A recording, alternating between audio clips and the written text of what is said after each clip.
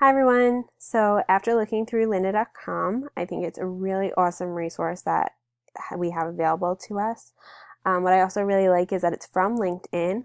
So that means that a ton of people, and LinkedIn offers this to probably a bunch of different people. And so they all have access to these tutorials and these trainings. And I think that's a really, really great concept.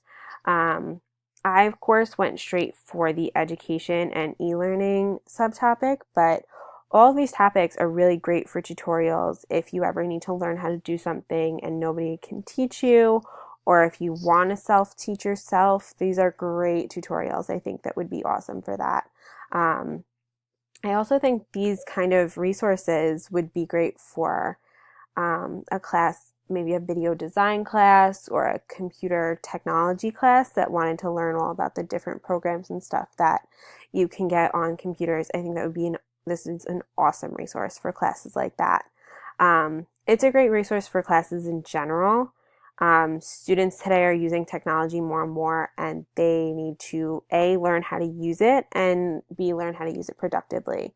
So teachers can learn how to use it teachers can reference these things for professional development and find the best ways to use technology in the classroom, and maybe even use these videos. And that's something that I would do. In my last video, I talked about a website called Edpuzzle, where you can take a video and pause it and insert questions and create an assignment out of watching a video. And so even if I couldn't take this video and input my own questions with it, I would definitely create an assignment out of any tutorial that I see on here if students ever had any questions, or if I wanted them to learn kind of by watching a video instead of me standing up at the front of the room and teaching them myself. So I love the different subtopics that they have here: teacher tools, student tools. So what I did is I actually made myself a playlist of videos that kind of caught my eye as I was browsing. And what I really liked were the LMS videos, because I started using LMS back in college and I had no idea how to do it. I just kind of it was kind of a guess as I go sort of situation. So I used Schoology during my student teaching. I used Canvas as a student in my undergrad, and we're using Moodle right now. So I thought it was just really cool to have those tutorials there if I ever needed to reference them.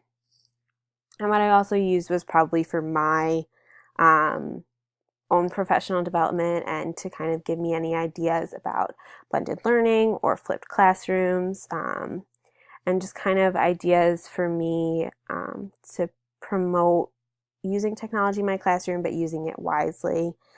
And so it was really exciting to see all these opportunities for learning in the non-traditional way, which is what we're doing in this whole program, isn't it? So I think it's really cool to have this sort of